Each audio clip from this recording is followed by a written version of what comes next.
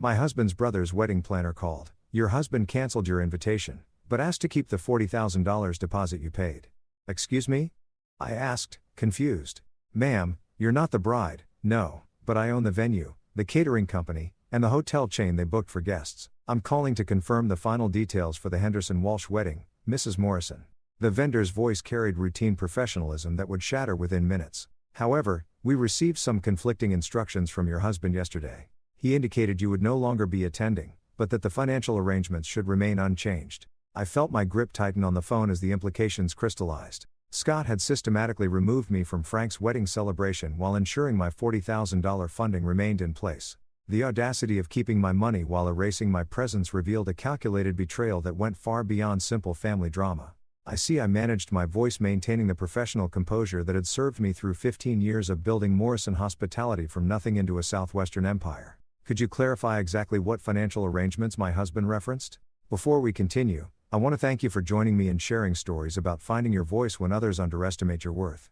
If you believe that quiet strength deserves recognition and respect, please consider subscribing. It's free and helps us reach more women who need to hear this message. Now, let's see how this unfolds. The vendor's discomfort became palpable through the phone line.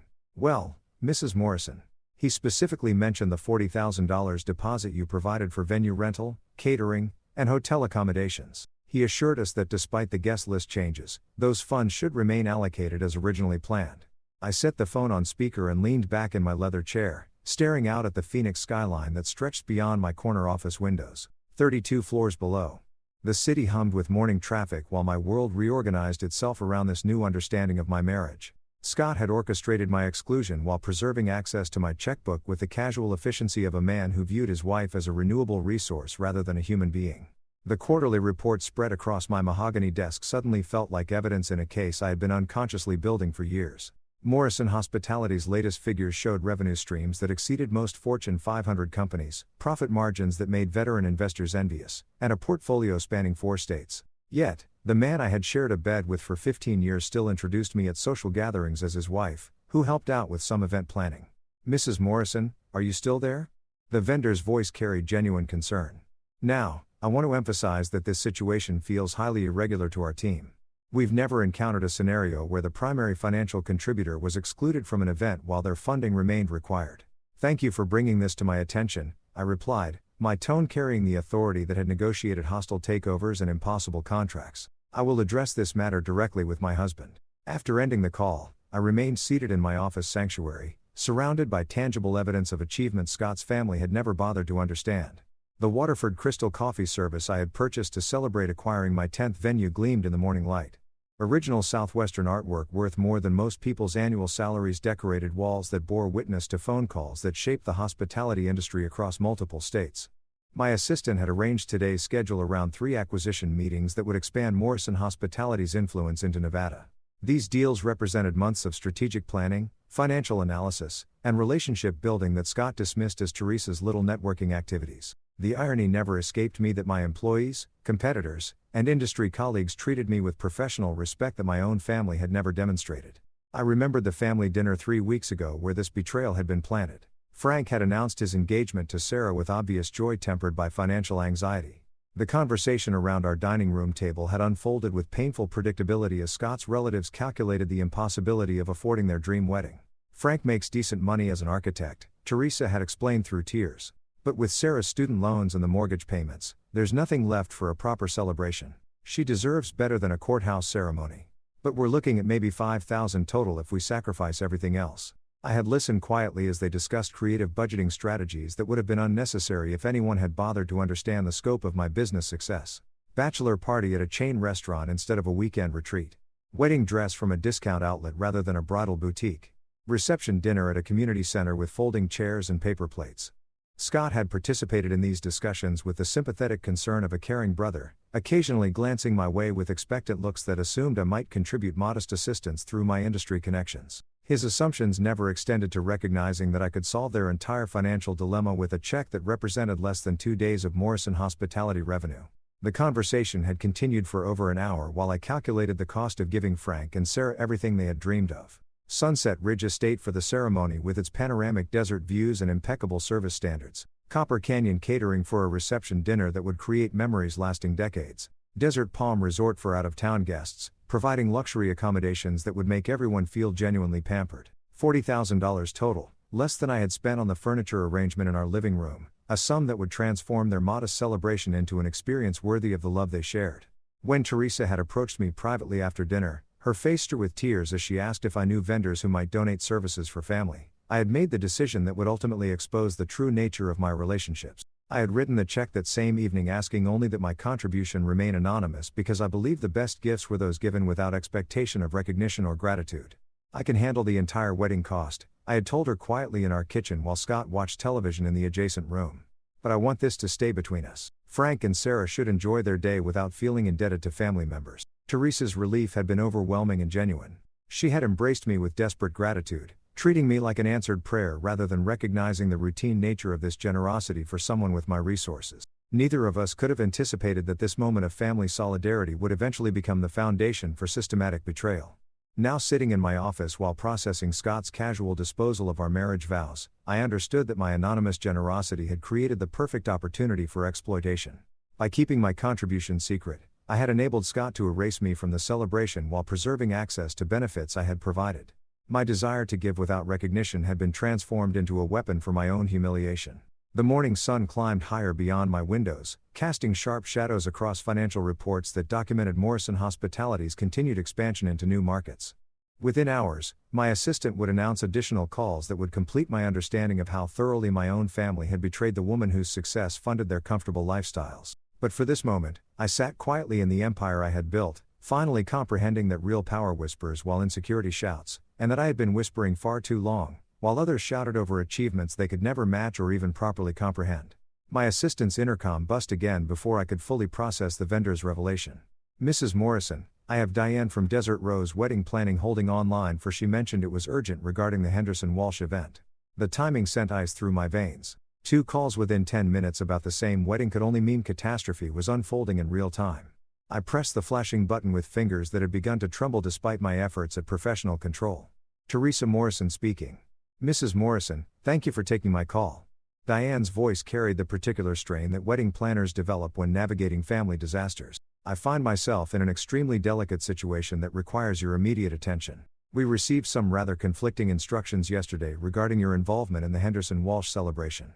The word involvement landed with surgical precision. Not attendance or participation, but involvement, as if my connection to Frank's wedding had become something problematic that required management rather than celebration. "What kind of conflicting instructions?" I asked, though part of me already understood where this conversation was heading. "Your husband contacted our office personally yesterday afternoon.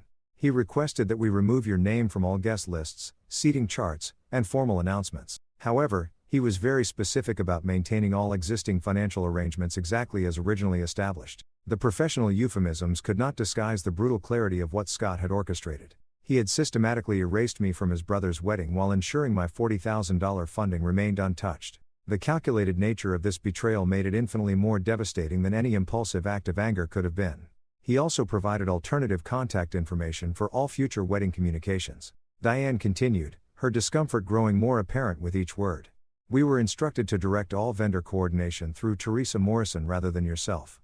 Moving forward, Scott's sister-in-law would now serve as the primary contact for an event I had funded entirely. The symbolism was perfect in its cruelty. I would pay for Frank's wedding while being replaced by another Teresa, as if I were an interchangeable piece in family machinery that could be swapped out without affecting functionality." "Mrs. Morrison, I want to be completely transparent with you," Diane said, her professional mask slipping slightly. "In 15 years of wedding planning, I have never encountered a situation where the primary financial contributor was excluded from an event while their funding was retained. Our entire team feels uncomfortable proceeding under these circumstances without your explicit consent. Even strangers recognize the ethical bankruptcy of what my own husband had arranged." Wedding vendors understood boundaries that Scott apparently considered irrelevant when applied to his wife's dignity and financial resources. Before I could respond, my phone buzzed with an incoming text message. Scott's name appeared on the screen with a preview that made my stomach clench. I put Diane on hold and opened the message that would redefine my understanding of our marriage. "Stop being dramatic. You're not coming to Frank's wedding. We're keeping the money since you offered it as a gift. Let's discuss this when you've calmed down." The casual cruelty took my breath away. 15 years of marriage reduced to a text message that treated me like an inconvenient child whose tantrum required patient management. The dismissive tone revealed how Scott truly perceived me, not as his business-owning wife whose success funded our lifestyle, but as an emotional woman whose legitimate anger represented mere hysteria requiring correction. The phrase, "when you've calmed down," carried particular venom. Scott was preemptively dismissing any response I might have as irrational female emotion rather than justified outrage at calculated betrayal. He had orchestrated my humiliation while stealing my money, then framed my anticipated reaction as unreasonable drama that rational adults should ignore. "Mrs. Morrison, are you still there?" Diane's voice pulled me back to the phone call that had become secondary to the text message revelation. "Yes, I apologize. Please continue. I wanted to ask directly whether you consent to these arrangements. Our standard contracts include clauses protecting financial contributors from unauthorized changes to event coordination. And frankly, this situation appears to violate several industry ethical guidelines." The wedding planner's professional concern highlighted how completely Scott had misunderstood both my business acumen and my industry relationship. He had assumed he could manipulate vendors who answered ultimately to me, dismissing the possibility that his wife might command sufficient respect to expose his schemes. "Diane, I need to ask you something directly. Was this decision presented to you as coming from both my husband and myself, or did Scott indicate he was acting unilaterally?" The pause that followed confirmed my suspicions. "Mr. Morrison presented this as a mutual family decision to avoid potential conflicts during the celebration. He assured us that you had agreed to maintain financial support while stepping back from active participation. Scott had lied to wedding vendors about my consent while simultaneously stealing my money and erasing my presence. The systematic nature of his deception revealed planning that extended far beyond impulsive anger or family pressure. This was calculated betrayal executed with the efficiency of a business transaction. However," Diane continued, "he seemed unfamiliar with our standard procedures and asked several questions that suggested he was not fully informed about the scope of services your funding covers. That raised red flags for our team." My phone buzzed again with another message from Scott. "Teresa called crying about vendor issues. Fix this mess you created. Frank doesn't need his wedding ruined because you can't handle family decisions like an adult." The victim blaming reached new depths of manipulation. Scott was now positioning me as responsible for chaos created by his own betrayal while characterizing his theft and humiliation as family decisions that reasonable people should accept without complaint. His casual dismissal of vendor concerns as problems I had created revealed complete disconnection from the reality of what he had attempted. "Mrs. Morrison, I need to inform you that several other vendors have contacted our office with similar concerns about conflicting instructions," Diane said, her voice growing more strained. Copper Canyon Catering received a call requesting menu changes without consulting the financial contributor. Desert Palm Resort was instructed to modify guest accommodation arrangements while maintaining the same billing structure. The conspiracy extended far beyond Scott's initial betrayal.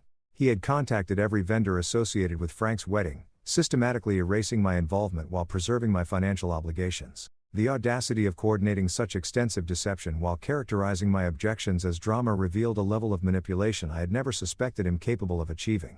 "There's something else you should know," Diane continued hesitantly. "Mr. Morrison mentioned that these changes were necessary because of your tendency toward emotional instability during family events. He suggested that your presence might create uncomfortable situations for other guests. Scott had assassinated my character to justify my exclusion, painting me as an unstable woman whose emotional problems required family management. The man who had benefited from my business success for 15 years was now portraying me as mentally unfit to attend social gatherings, creating a narrative that positioned my exclusion as protective rather than punitive. My reflection in the office window showed a woman whose professional composure was beginning to fracture under the weight of systematic betrayal. My hands shook as I reviewed the wedding contract spread across my desk. My voice caught slightly when responding to Diane's questions, and my eyes carried a fragility that 15 years of successful business negotiations had never produced. The empire I had built as armor against the world's cruelties felt suddenly meaningless when the people I trusted most had casually decided I was disposable. All my professional achievements meant nothing if my own family could orchestrate my humiliation with such casual efficiency. For the first time in decades, I felt my carefully constructed professional identity beginning to crumble, leaving me exposed to emotions I had learned to manage through success and control. The phone rang barely 30 minutes after I ended the call with Diane. Teresa's name flashed on my office display, and I almost declined the call before curiosity about her justifications overcame my instinct to avoid further pain. "Teresa, thank God you answered." Her voice carried a tremor I had never heard before. Higher pitched and breathless, as if she had been running or crying. "I need to explain what happened. There's been a terrible misunderstanding." "Has there?" I kept my tone neutral, though my heart hammered against my ribs with the desperate hope that perhaps this nightmare had some reasonable explanation I had not considered. Listen, we were trying to protect you. Scott explained how stressed you've been with work, how the family gatherings have been overwhelming lately. We thought if we handled the wedding details ourselves, you could just relax and enjoy the celebration without all the planning pressure. The explanation sounded rehearsed, each word carefully chosen to reframe betrayal as benevolence. Teresa spoke with the practiced fluency of someone who had spent considerable time crafting this narrative, probably with Scott's guidance and possibly other family members' input. Teresa, I was uninvited from the wedding entirely. How does that qualify as protecting me from planning pressure? Well, that part got complicated. Her voice wavered slightly, the first crack in her prepared script. There were some family dynamics at play that we thought might create tension. You know how these events can get emotional, and we wanted to keep everything focused on Frank and Sarah's happiness. The euphemisms continued to pile up like defensive barriers. Family dynamics replaced the truth of their coordinated exclusion. Emotional characterized my anticipated reaction to theft and humiliation as unreasonable female hysteria. Frank and Sarah's happiness positioned my presence as somehow threatening to the couple's joy rather than acknowledging that their celebration existed only because of my generosity. But we absolutely want you to know how grateful we are for your contribution. Teresa rushed on, sensing my silence as skepticism. That money is going to make their dream wedding possible and we'll never forget your generosity. The casual reference to keeping my $40,000 while excluding me from the celebration revealed the stunning audacity of their position. They genuinely believed they could steal my money, erase my presence, and maintain my gratitude through hollow expressions of appreciation. Teresa, whose idea was it to remove me from the guest list? Another pause longer this time. It was a family decision. We all talked it through and agreed that this approach would be best for everyone involved. They had held family meetings about my exclusion. Multiple conversations where Scott's relatives sat around discussing whether the woman funding their celebration deserved to attend it. The systematic nature of this betrayal cut deeper than any spontaneous cruelty could have achieved, including Frank. Frank wants whatever's best for family harmony. He's grateful for your support and doesn't want any conflicts to overshadow his special day. Frank's silence became a betrayal unto itself. Hours had passed since the wedding vendors contacted him about the chaos surrounding his celebration. Yet, he had not called to express concern, confusion, or gratitude. The man whose wedding I had funded completely now hid behind family spokespeople rather than addressing the situation directly. When Frank finally did call 20 minutes after Teresa's conversation ended, his tone carried the weary obligation of someone completing an unpleasant task rather than the genuine emotion of someone whose dreams had been made possible by family generosity. Teresa, I wanted to personally thank you for your incredible generosity with the wedding expenses. His words sounded formal, almost scripted. Your support means everything to Sarah and me, and we want you to know how much we appreciate your understanding about the guest list situation. My understanding, the phrase escaped before I could moderate my response. Frank, I found out about my exclusion from your wedding through vendor phone calls. What exactly am I supposed to understand? Well, the family thought it might be better to keep things smaller, more intimate. You know how these events can get complicated when there are too many personalities involved. Frank was using the same euphemistic language Teresa had employed, referring to my presence as a personality problem rather than acknowledging his family's calculated betrayal. The man I had considered a genuine friend was revealed as someone who lacked the courage to defend basic decency when family pressure mounted. Frank, I funded your entire wedding. Does that reality factor into your understanding of appropriate guest list decisions? His uncomfortable laughter revealed everything about his moral framework. Teresa, you offered that money as a gift. We're incredibly grateful, but gifts don't come with strings attached, right? The man whose architectural career was built on structural integrity could not recognize the ethical foundation supporting his own wedding celebration. He had transformed my anonymous generosity into an obligation-free windfall that absolved him of any responsibility toward the benefactor. Scott's arrival home that evening brought the final confirmation of how completely my family relationships had disintegrated. Instead of apologies or explanations, he entered our kitchen with the aggressive defensiveness of someone who believed his position was morally justified. I hope you're satisfied with the chaos you've created, he said, dropping his briefcase with unusual force and glaring at me with undisguised resentment. Teresa spent the afternoon crying because vendors are asking inappropriate questions about family decisions. The victim blaming reached breathtaking heights. Scott was positioning me as responsible for vendor confusion created by his own deceptive instructions while characterizing professional inquiries about irregular financial arrangements as inappropriate questions. You orchestrated my exclusion from Frank's wedding while keeping my money. Scott, the chaos was created by your betrayal, not my reaction to it. Betrayal? His voice rose with genuine indignation. I was trying to prevent family drama and protect Frank's special day. Your success has made you arrogant, Teresa. You think funding something gives you the right to control everything about it. The accusation revealed the deeper resentment that had probably festered throughout our marriage. Scott had watched my business achievements with growing bitterness, interpreting my success as arrogance rather than recognizing the dedication and intelligence that built Morrison Hospitality. This wedding exclusion was not about family harmony, but about diminishing a wife whose accomplishments threatened his ego. 15 years of supporting your career, funding our lifestyle, and accepting your family's dismissive treatment. And you think I'm the arrogant one? You see, this is exactly the kind of emotional reaction we were trying to avoid at the wedding. Frank doesn't need his celebration ruined by your need to be the center of attention. Scott was rewriting our marriage history in real time, transforming years of my quiet support and acceptance into attention-seeking behavior that justified his family's coordinated betrayal.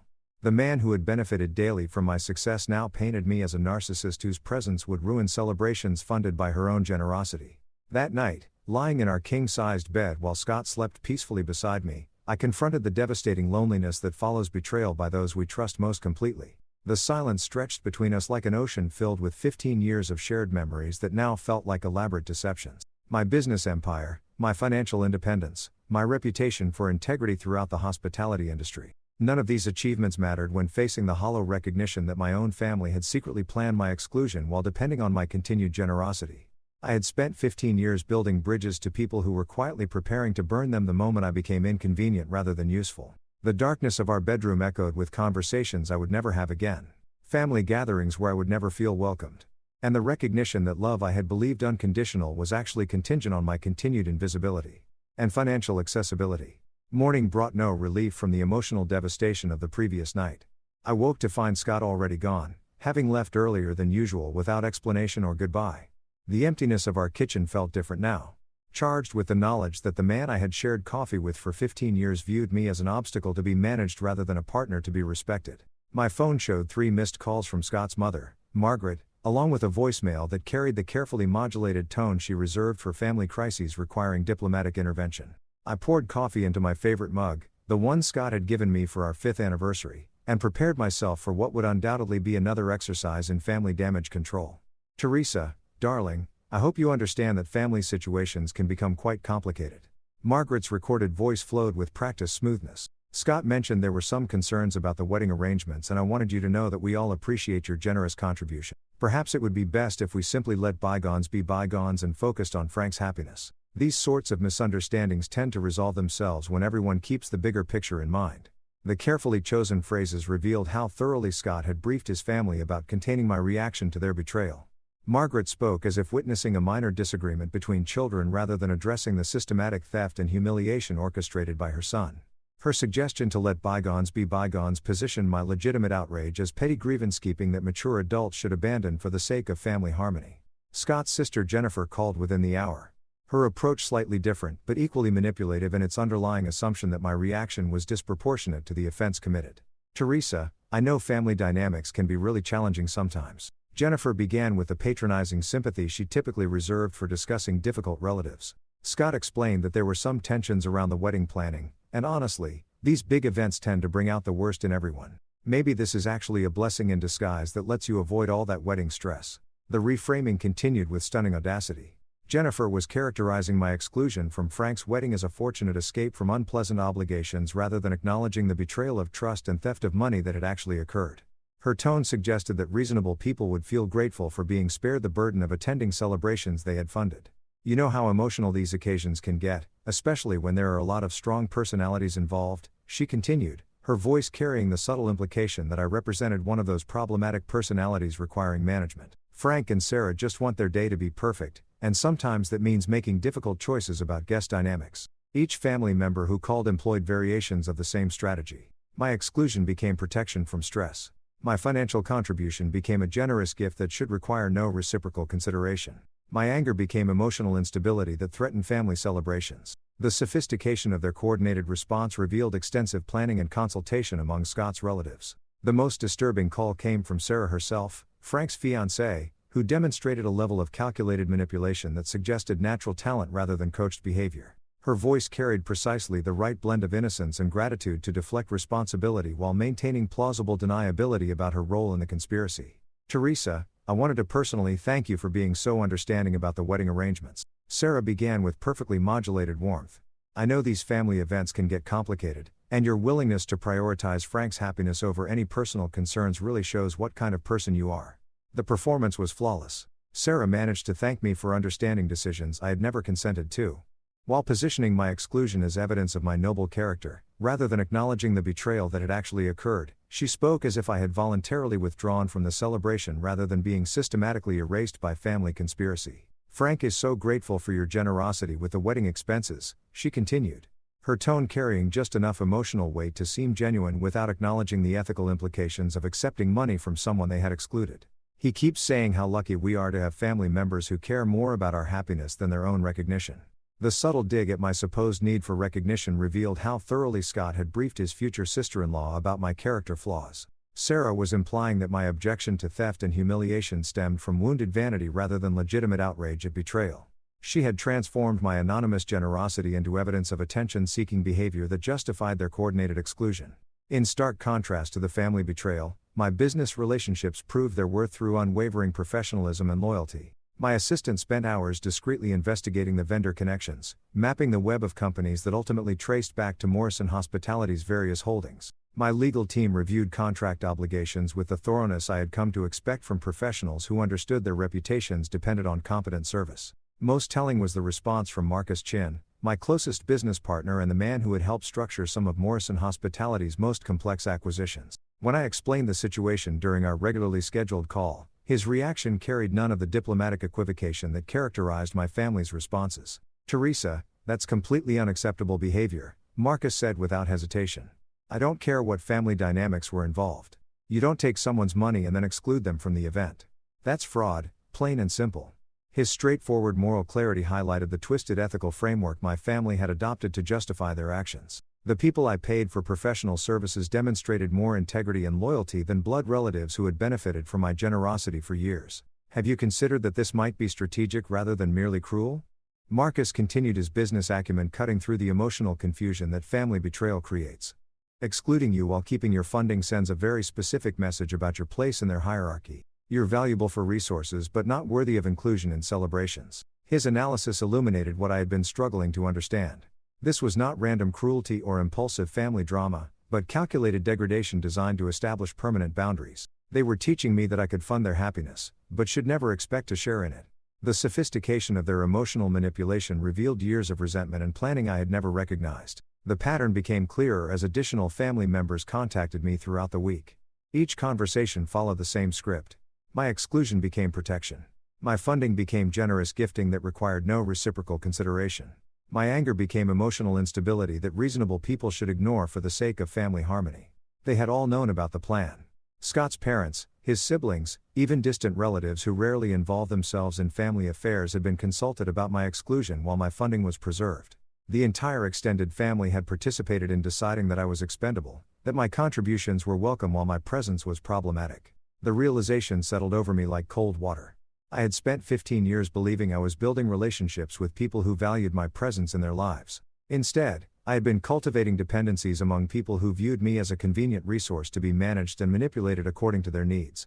The network of deception extended far beyond Scott's impulsive betrayal.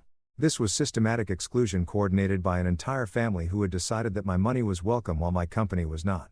The revelation of systematic family betrayal demanded a response that matched its calculated cruelty. I spent that evening in my home office, surrounded by 15 years of acquisition documents, corporate filings, and subsidiary records that told the story of Morrison Hospitality's expansion across the southwestern United States.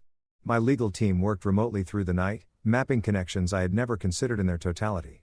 What emerged from our investigation transformed my understanding of the power I had unconsciously accumulated. Desert Rose Wedding Planning operated under the umbrella of Southwest Event Solutions, which I had acquired 3 years earlier during their bankruptcy proceedings. Sunset Ridge Estate, the venue Frank and Sarah had selected for its breathtaking desert views, belonged to my hospitality division through a holding company that managed 12 similar properties. Copper Canyon Catering answered to Morrison Hospitality through a subsidiary structure so complex that even industry insiders rarely trace the ultimate ownership. Most significantly, Desert Palm Resort, where all 60 wedding guests had confirmed reservations, represented the crown jewel of my hotel portfolio, a property I had purchased and renovated into one of Phoenix's most sought-after luxury destinations. Every vendor, every service provider, Every aspect of Frank's celebration connected directly to companies I controlled through strategic acquisitions that had seemed routine at the time, but now revealed themselves as instruments of unprecedented leverage. The family, who had dismissed my business as Teresa's little catering thing, had unknowingly constructed their entire wedding celebration on the foundation of my corporate empire. They had insulted and excluded the woman who literally owned every component of their dream celebration. My phone call to Diane the following morning carried an authority I had never exercised with such focused precision. When I identified myself as the ultimate owner of Desert Rose Wedding Planning, the silence that followed stretched long enough for me to hear her sharp intake of breath and the sound of papers shuffling frantically on her desk. "Mrs. Morrison, I had no idea." Her voice carried the particular strain that comes from realizing you have been operating under completely false assumptions about power dynamics. "The corporate structure is so complex and your husband never mentioned." "My husband has no involvement in Morrison Hospitality's business operations," I interrupted with the cold precision that had built my empire through hostile negotiations. "He has also demonstrated a concerning tendency to misrepresent both his authority and my consent regarding family financial matters." Diane's professional composure began crumbling as the implications of her situation became clear. She had accepted instructions from a man who possessed no authority over companies he did not own, while dismissing concerns from the woman who controlled every aspect of the wedding infrastructure. Her stammered attempts to salvage the situation proved futile because the damage had already been done through her participation in Scott's deception. "I need you to understand something very clearly, Diane. When my husband contacted you about excluding me from the Henderson Walsh wedding while preserving my financial contributions, he was exceeding any authority he has ever possessed. Those instructions violated both our professional agreements and basic business ethics. Mrs. Morrison, if I had known about the ownership structure, I would never have accepted those instructions. Our standard procedures require authorization from primary stakeholders for any significant changes to event coordination." Her desperation highlighted how completely Scott had underestimated both my business acumen and my industry relationship. He had assumed he could manipulate vendors who ultimately answered to me, dismissing the possibility that his quiet wife might command respect and loyalty throughout the hospitality sector. "Diane, I want you to contact every vendor associated with the Henderson Walsh wedding and inform them that their services are no longer required. All contracts should be terminated immediately and all reservations should be cancelled." The silence that followed carried the weight of a woman realizing she was witnessing the systematic dismantling of months of careful planning. "Mrs. Morrison, are you certain about this decision? The wedding is scheduled for next month, and finding replacement services will be virtually impossible on such short notice." "I am completely certain. My family made a business decision to exclude me while retaining my funding. Now they will learn what happens when you betray someone who controls the entire industry infrastructure you depend upon." The cancellation process unfolded with surgical precision. Over the following hours, each vendor received official notice that their services were no longer required for the Henderson Walsh celebration. Every contract was legally terminated according to the clauses my legal team had crafted years earlier to protect Morrison Hospitality's interest. Each hotel reservation was canceled. Each catering arrangement was dissolved and each venue booking was eliminated from the system. I did not act from emotional impulse or desire for petty revenge. This was the calculated response that had built my empire through strategic thinking and consequences for those who violated business relationships. Frank and Sarah had made a choice to participate in my humiliation while benefiting from my generosity. Now they would discover that choices carry consequences, especially when you choose to betray someone who controls the infrastructure your dreams depend upon. The power I wielded in this moment felt different from anything I had experienced during 15 years of marriage. For decades, I had accepted dismissive treatment from Scott's family, funded their various needs and desires while remaining invisible, and prioritized their comfort over my own recognition and respect. I had played the role of the quiet, accommodating family member while building an empire that dwarfed their comprehension. But now, for the first time in my marriage, I felt the pure intoxication of exercising power without apology or restraint. The family that had casually discarded me while keeping my money was about to learn that the quiet woman they had underestimated held every card in this particular game. Years of accepting minimal recognition while providing maximum support suddenly seemed like strategic patience rather than virtuous self-sacrifice. My assistant entered my office with updates on the cancellation process, her expression carrying the mixture of professional efficiency and personal concern that characterized our working relationship. "Mrs. Morrison, all vendor notifications have been completed. Several companies have requested confirmation of these instructions given the unusual circumstances and short timeline. Tell them that Morrison Hospitality's decision is final and non-negotiable. Any vendor who cannot accept these instructions should review their contractual obligations regarding parent company directives." The cascade of consequences would begin within hours. Frank and Sarah would receive calls from confused vendors explaining that their services were no longer available. Hotel reservations would disappear from the system. Catering arrangements would be dissolved. And the venue booking that had seemed secure would evaporate without explanation. The celebration they had planned for months would disintegrate in a single afternoon because they had chosen to betray the woman who unknowingly controlled every component of their wedding infrastructure. This revelation transformed my understanding of relationships, power, and self-worth in ways that 15 years of successful business operations had never achieved. I had spent decades believing that quiet generosity and patient accommodation represented virtue, that funding others' dreams while remaining invisible demonstrated character and family loyalty. Instead, I now recognized these behaviors as enabling patterns that had taught my family to take my contributions for granted while treating me as disposable. The quiet woman they had all underestimated was finally playing at her actual capability level. And the game had fundamentally changed in ways they could not yet comprehend, but would very soon experience directly. The consequences began unfolding within hours, cascading through the wedding planning network like dominoes falling in precisely calculated sequence. My office phone rang first with Teresa's number, and I allowed it to ring 3 times before answering, savoring the anticipation of her confusion and growing panic. "Teresa, something terrible is happening." Her voice carried a tremor I had never heard before, higher pitched and breathless with the kind of desperation that accompanies watching carefully constructed plans disintegrate in real time. Every single vendor just called to cancel their services. The venue, the caterer, the hotel reservations, everything is gone.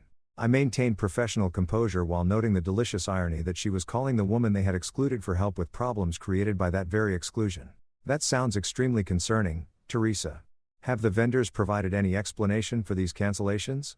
They all claim it's due to corporate policy changes or parent company directives, but none of it makes sense. We signed contracts months ago, paid deposits, confirmed everything multiple times. How can they just cancel with no warning?" Her bewilderment was complete and satisfying. Teresa had no concept that the woman she had helped betray actually controlled every vendor she was desperately trying to retain. The tears in her voice, which had once moved me to write generous checks, now sounded like justice being served with mathematical precision. "Have you tried contacting alternative vendors?" I asked with the helpful tone I had always employed during family crisis, though this time my assistance would prove remarkably limited. That's the impossible part. Every decent venue in the Phoenix area is suddenly booked solid. Every quality caterer claims they have no availability. Every hotel we've called shows no vacancy for our dates. It's like the entire industry coordinated to shut us out. The accuracy of her assessment was remarkable. The industry had indeed coordinated to shut them out, though she remained oblivious to the coordinator's identity. My 15 years of strategic acquisitions had created a network so comprehensive that finding alternatives required looking beyond the quality standards Frank and Sarah had originally established for their celebration. "I've been calling for 6 straight hours, Teresa continued, her voice breaking with exhaustion and frustration. "I even tried vendors in Tucson and Flagstaff, but they're either booked or unwilling to travel for our date. I don't understand what's happening." Frank's call came 20 minutes later, his architectural training evident in his methodical approach to problem solving, though his logic proved useless against the reality of my market dominance. Unlike Teresa's emotional pleading, Frank attempted to analyze the situation with professional detachment that gradually crumbled as the scope of the disaster became apparent.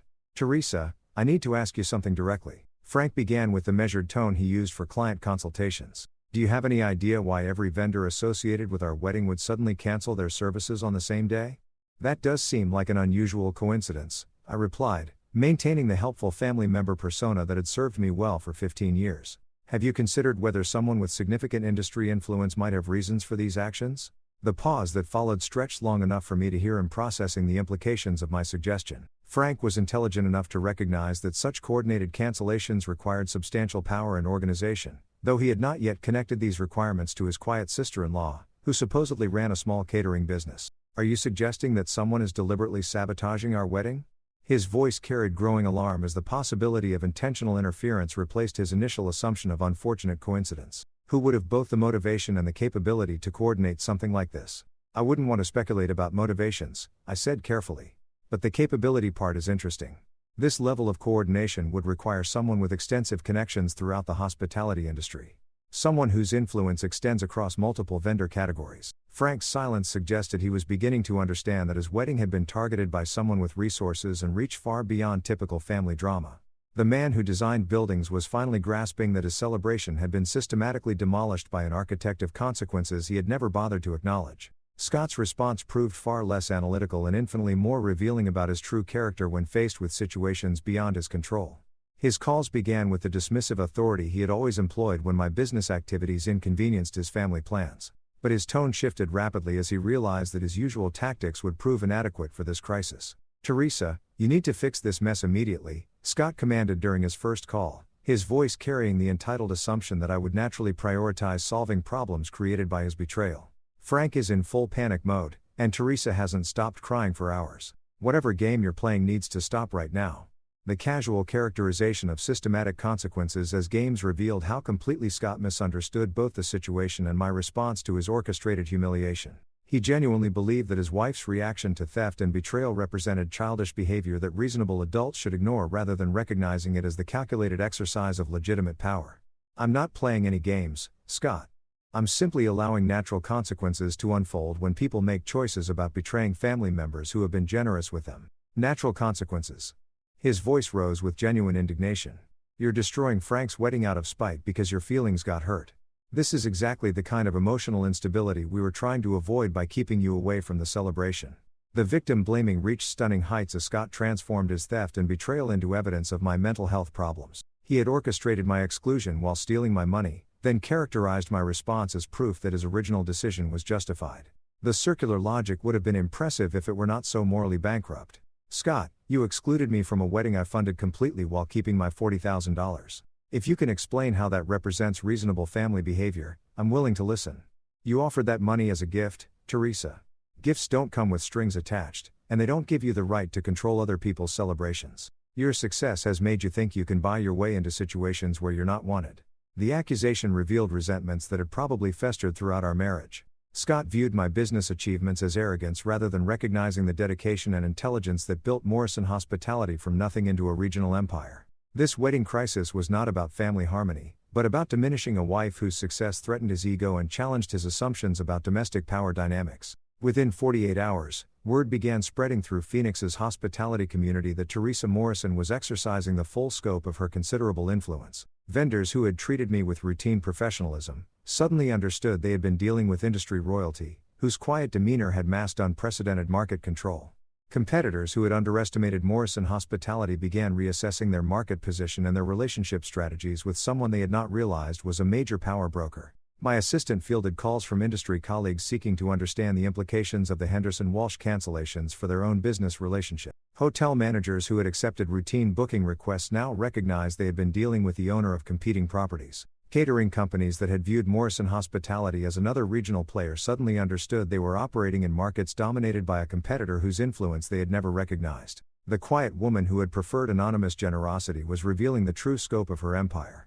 And the entire southwestern hospitality industry was taking notice of power they had never bothered to acknowledge or respect. My reputation was transforming from successful businesswoman to force of nature, and the recognition felt intoxicating after decades of accepting invisibility in both professional and personal relationships. The chaos surrounding Frank's wedding represented just the beginning of consequences that would reshape how everyone involved understood power, loyalty, and the cost of betraying someone whose influence extended far beyond their comprehension. The industry whispers reached their crescendo by the end of the week, creating the perfect atmosphere for what I had planned as the final act of this family drama. I scheduled the meeting for Monday morning at Morrison Hospitality headquarters, sending formal invitations to Scott, Frank, Sarah, Teresa, and both sets of parents through my assistant with the clinical precision of a corporate summons. The 32nd floor conference room had been chosen specifically for its intimidating atmosphere. Floor-to-ceiling windows offered panoramic views of downtown Phoenix, while walls displayed industry awards, acquisition certificates, and original artwork that collectively represented more wealth than my family's combined annual earnings. The conference table, crafted from a single piece of Arizona mesquite and surrounded by leather chairs that cost more than most people's monthly rent, served as the perfect stage for revelations that would reshape every relationship in the room. They arrived separately, but within minutes of each other, their faces carrying the shell-shocked expressions of people whose understanding of reality had been fundamentally altered over the preceding week. Scott entered first, his usual confident bearing replaced by the uncertain posture of a man who had discovered that his quiet wife controlled forces beyond his comprehension.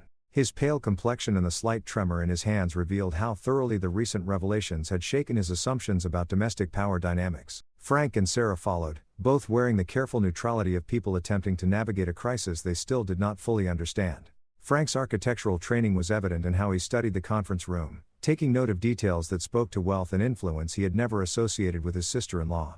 Sarah maintained the composed facade she had perfected over recent days, though her wide eyes betrayed growing recognition that she was entering the domain of someone whose power extended far beyond family relationship. Teresa entered last with both sets of parents, her face showing the exhaustion of someone who had spent days frantically attempting to rebuild a celebration that had disintegrated overnight.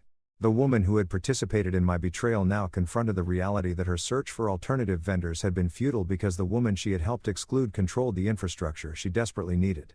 I had positioned myself at the head of the conference table wearing a navy Armani suit and the confidence that comes from holding every card in a game where the other players were still learning the rules. The morning light streaming through the windows created dramatic shadows across the room while highlighting the awards and recognition that documented Morrison Hospitality's rise to regional dominance. Thank you all for coming.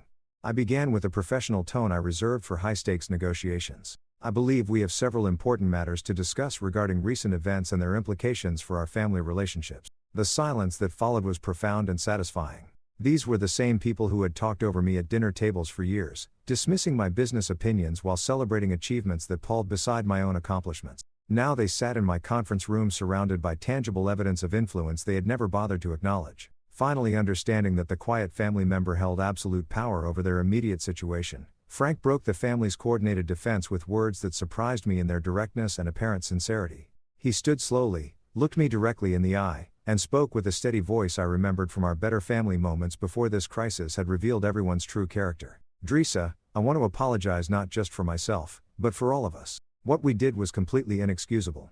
His acknowledgement carried genuine remorse rather than the strategic contrition I had expected from someone whose wedding had been systematically dismantled. I should have questioned the decision to exclude you while keeping your financial contribution. I should have recognized that no family harmony could justify treating you with such disrespect. His willingness to accept responsibility while Scott continued maintaining defensive silence revealed character that had been hidden beneath family loyalty and social pressure. Frank's moral courage in this moment planted the first seed of possible redemption, though forgiveness remained a distant consideration rather than an immediate possibility. Frank, your apology is noted, I replied with careful neutrality. However, apologies do not address the systematic nature of what occurred or the coordinated deception that multiple family members participated in creating. Scott finally found his voice, though his words carried the desperate edge of someone whose worldview was crumbling under the weight of evidence and consequences. Teresa, you have to understand that we were trying to prevent family drama. The exclusion was never meant as an insult. It was meant to protect everyone from uncomfortable situations. Protect everyone from uncomfortable situations by stealing my money and orchestrating my humiliation. I asked with the calm precision that had served me through countless business confrontations. Scott, please explain how theft and betrayal qualify as protective measures. His attempts to minimize the betrayal and rationalize the exclusion became increasingly desperate as he realized that his usual tactics of dismissal and condescension would prove inadequate in this environment. When he finally grasped that his wife controlled not just their personal finances but an entire regional industry, his defensive anger transformed into bargaining that revealed the depth of his dependence on systems he had never bothered to understand. You're right that the execution was flawed, Scott admitted with visible reluctance, but the intentions were good. We can fix this situation if everyone just steps back from the emotional reactions and focuses on family unity. The casual characterization of calculated consequences as emotional reactions demonstrated how completely Scott misunderstood both the situation and my response to his orchestrated betrayal. He genuinely believed that his wife's exercise of legitimate power represented hysteria that reasonable people should ignore rather than recognizing it as the natural result of choices that carried significant consequences. The situation has already been fixed. Scott, your brother's wedding was cancelled because the family that planned my exclusion discovered they had no alternatives when I withdrew my support. The emotional reactions you reference are the natural response to learning that actions carry consequences. I stood and walked to the windows overlooking downtown Phoenix, allowing the silence to emphasize the authority that my position and environment represented.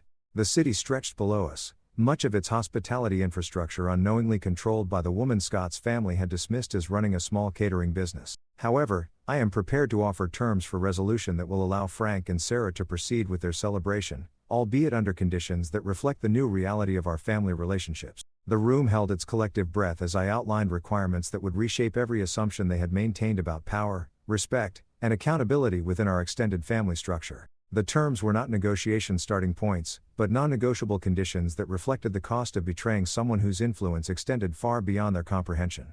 $75,000 payable in advance to cover all wedding expenses. Formal written apologies from Scott, Teresa, and both sets of parents acknowledging that your treatment was unacceptable and violated basic standards of family loyalty. Public recognition during the wedding reception of what nearly destroyed this celebration and why these events occurred.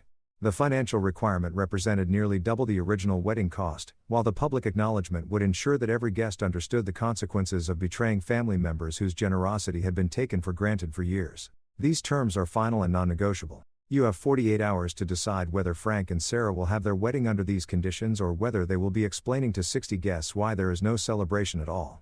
The 48-hour deadline passed with Frank's acceptance delivered through a formal letter that arrived at Morrison Hospitality precisely at the end of business hours on Wednesday.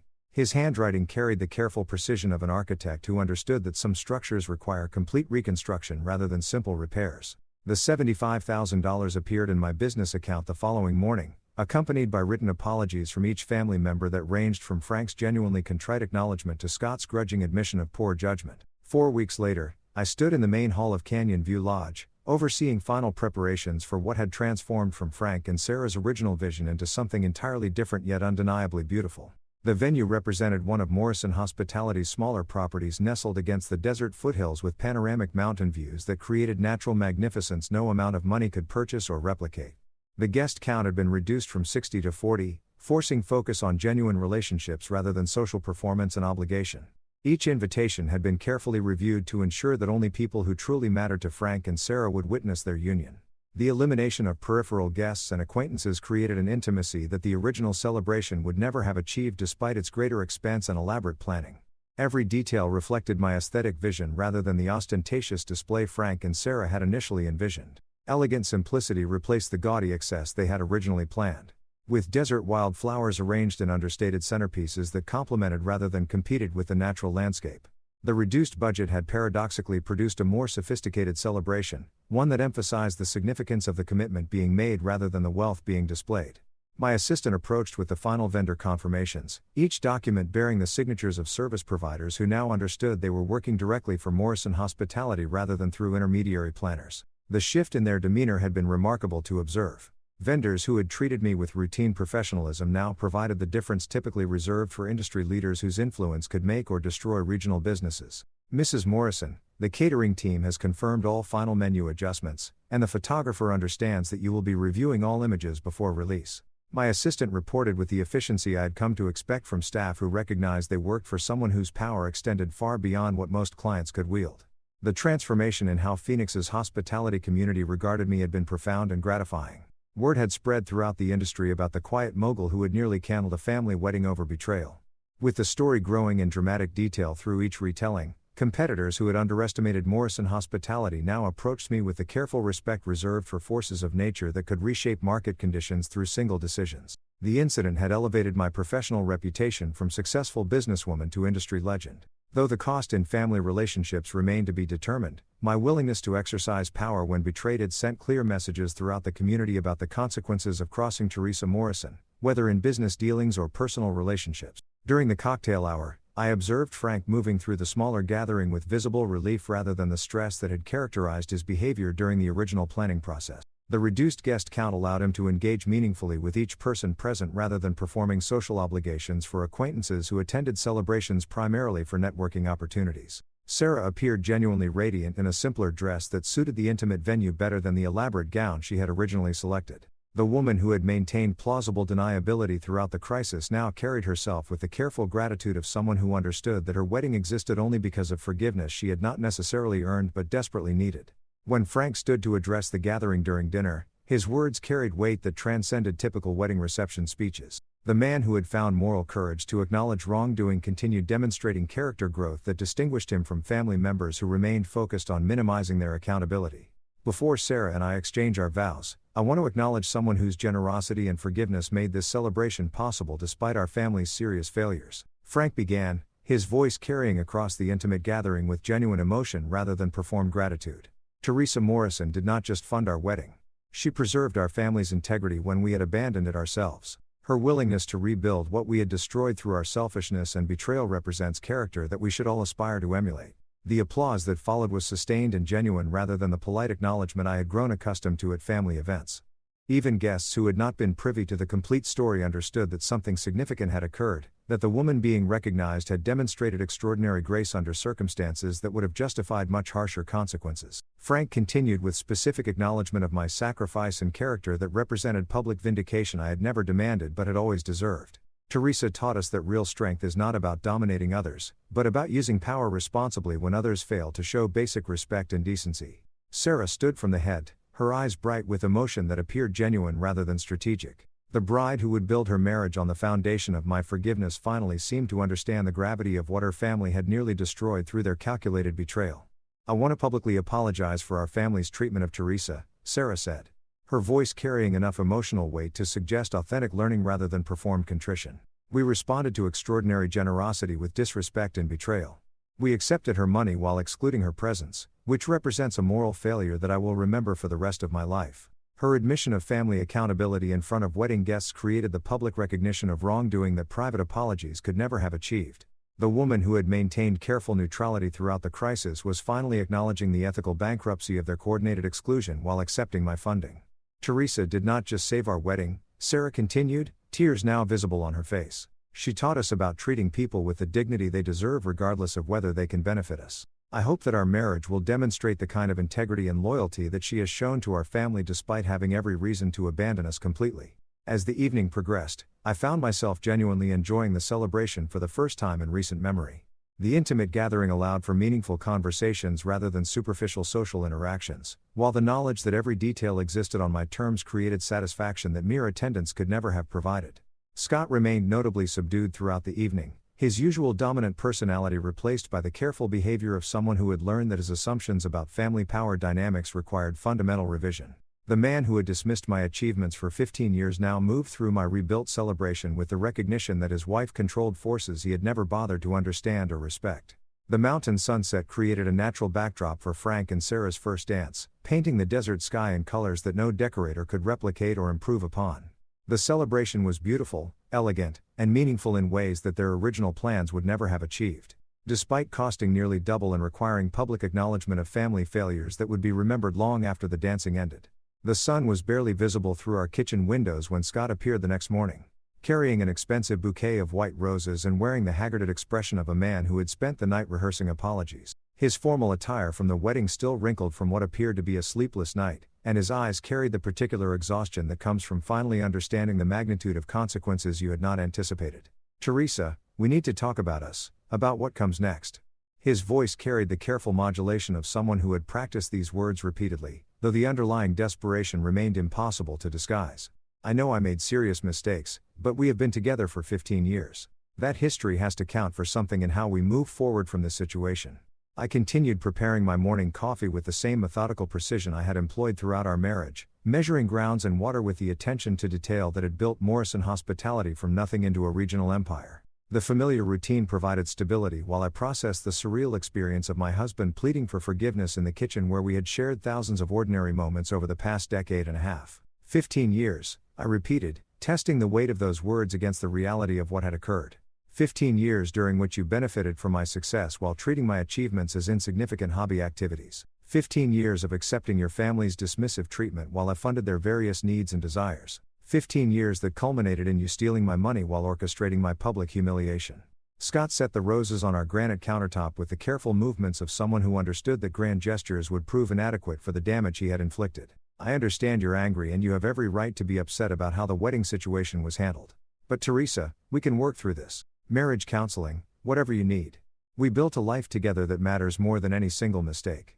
The characterization of systematic betrayal as a single mistake revealed how completely Scott continued to misunderstand both the situation and my response to his orchestrated cruelty. He genuinely believed that his decision to exclude me while stealing my money represented an error in judgment rather than a fundamental revelation about his character and his understanding of our marriage. "Scott, you did not make a mistake. You made a calculated decision to humiliate me while preserving access to my financial resources. That represents who you are when you believe the consequences will remain manageable." Through the kitchen window, I could see my Range Rover in the driveway, already loaded with everything I considered essential from our 15-year marriage. The packing process had been surprisingly simple, requiring only 2 hours to collect the possessions that held genuine emotional significance. Practical necessities, important documents, and sentimental items fit easily into luxury vehicle storage, illustrating how little of our shared existence actually belonged to me on any meaningful level. The physical act of packing had revealed the emotional detachment I had unconsciously developed over years of accepting minimal recognition while providing maximum support. 15 years of marriage reduced to items that filled a single vehicle, with the remainder representing shared acquisitions that had never truly felt like home. "You packed the car," Scott observed, his voice carrying the hollow recognition of someone who had finally understood that words would prove insufficient to address the damage he had created. "Teresa, please don't make any permanent decisions while emotions are running high. We can rebuild trust if you give us the opportunity to work through this together." My phone buzzed against the counter with an incoming message from Frank, and I opened it to find a photo from the previous evening showing him and Sarah cutting their wedding cake. Both faces radiated genuine happiness despite the reduced circumstances and the public acknowledgement of family failures that had preceded their celebration. Below the image, Frank had written a message that carried more emotional weight than any of Scott's carefully crafted apologies. "Thank you for being the foundation that made this joy possible. Your forgiveness taught us about real strength and character. We will never forget what you did for us or the lessons you taught our family about treating people with the respect they deserve." The contrast between Frank's continued character growth and Scott's focus on minimizing his accountability illustrated the fundamental difference between genuine remorse and strategic damage control. The man whose wedding I had nearly canceled was demonstrating moral development. While my husband of 15 years remained primarily concerned with preserving access to the lifestyle my success provided, Frank sent a thank you message. I said, showing Scott the phone screen. "He continues to acknowledge what occurred and express genuine gratitude for the forgiveness he received. You might consider whether his approach offers lessons about accountability and growth." Scott glanced at the message with visible irritation. Frank's situation was different. He was not responsible for the family decisions about guest arrangements. I was trying to prevent drama and protect everyone from uncomfortable situations that would have ruined his special day. The persistent refusal to acknowledge the theft and betrayal that had actually occurred revealed how completely Scott remained committed to his original narrative despite overwhelming evidence of its moral bankruptcy. He continued characterizing my exclusion as drama prevention rather than recognizing it as systematic humiliation coordinated with casual cruelty. "Scott, you stole $40,000 from me while orchestrating my public humiliation. No amount of rationalization transforms that reality into family protection or drama prevention." I picked up my purse and car keys from the counter where I had placed them the previous evening, feeling the weight of finality that comes with decisions that cannot be reversed or reconsidered. The kitchen that had hosted 15 years of shared meals, morning conversations, and quiet moments of marital intimacy now felt like a museum of experiences that belonged to people we no longer were. "Where are you going?" Scott asked, though his tone suggested he already understood that his window for salvaging our marriage had closed while he continued making excuses rather than accepting responsibility. "Away from you, away from your family, away from relationships where my contributions are valued while my presence is considered problematic." I moved toward the door that led to the garage where my packed Range Rover waited to carry me toward a future that did not include people who confused generosity with weakness. "Tessa, please do not do anything irreversible while you are still processing what happened. We can work through this if you give our marriage the chance it deserves after 15 years together." Behind me, Scott's voice carried the desperation of someone who had finally comprehended what he was losing, though his pleas remained focused on his own losses rather than the damage he had inflicted through his betrayal. His calls of my name echoed through the kitchen with increasing urgency as he realized that words alone would prove insufficient to repair trust that had been systematically destroyed through calculated deception. But I did not look back because I had spent 15 years looking back, making excuses for behavior that should have been unacceptable, accepting minimal recognition from people who should have celebrated my contributions to their lives. The garage door opened with mechanical precision, revealing morning sunlight that illuminated the path toward a future where my worth would not be determined by people who claimed to love me while treating me as disposable. The finality of that moment represented not just the end of a marriage, but the conclusion of a chapter where I had accepted being undervalued by people who should have treasured what I brought to their relationships. The Range Rover's engine hummed to life as I backed out of the driveway that had framed 15 years of shared domestic routines, leaving behind Scott's silhouette in the kitchen window and the weight of expectations that had defined my marriage since its beginning. The Phoenix morning stretched before me with possibilities I had not allowed myself to consider during decades of prioritizing family harmony over personal fulfillment. 3 months later, Morrison Hospitality occupied a new headquarters building in Scottsdale. Its glass facade reflecting desert sunlight while housing the expanded operations that had followed my emergence as a recognized industry force. The wedding drama had transformed my professional reputation in ways that traditional marketing campaigns could never have achieved, attracting clients who wanted to associate with someone whose influence extended beyond typical business relationships. The story had evolved through countless retellings throughout the southwestern hospitality community, becoming industry legend about the quiet mogul who had nearly canceled a family wedding over betrayal. Each version emphasized different details, but the central narrative remained consistent. Teresa Morrison commanded resources and wielded influence that most industry professionals had never recognized, and her willingness to exercise that power when betrayed sent clear signals about the consequences of crossing someone whose quiet demeanor masked unprecedented capabilities. New clients approached Morrison Hospitality not merely for event planning services, but for association with someone who had demonstrated that respect and loyalty were non-negotiable requirements rather than suggestions. Corporate executives who had built their careers on power dynamics understood the significance of what had occurred, recognizing that my systematic dismantling and reconstruction of Frank's wedding represented strategic thinking that translated directly into business acumen they wanted supporting their own important events. My assistant entered my new corner office with the afternoon's correspondence, including another message from Frank that demonstrated the continued character growth he had maintained since his wedding day. His communications had evolved from grateful acknowledgement into genuine friendship based on mutual respect rather than family obligation or financial dependence. Teresa, I wanted to share some news that I think will interest you. His latest message read, Sarah and I have decided to establish an annual scholarship fund for hospitality management students funded through a percentage of my architectural firm's profits. We learned from you that success carries responsibility to support others, and we want to honor that lesson in a meaningful way.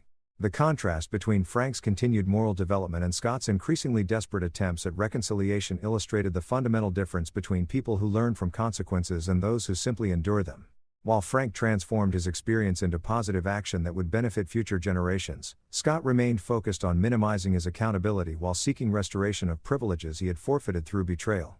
My divorce attorney had reported Scott's latest settlement proposal that morning, another in a series of increasingly generous offers that revealed his growing understanding of what he had lost through his calculated cruelty. The man who had dismissed my achievements for 15 years now offered to accept minimal financial support in exchange for preserving some connection to the lifestyle my success had provided.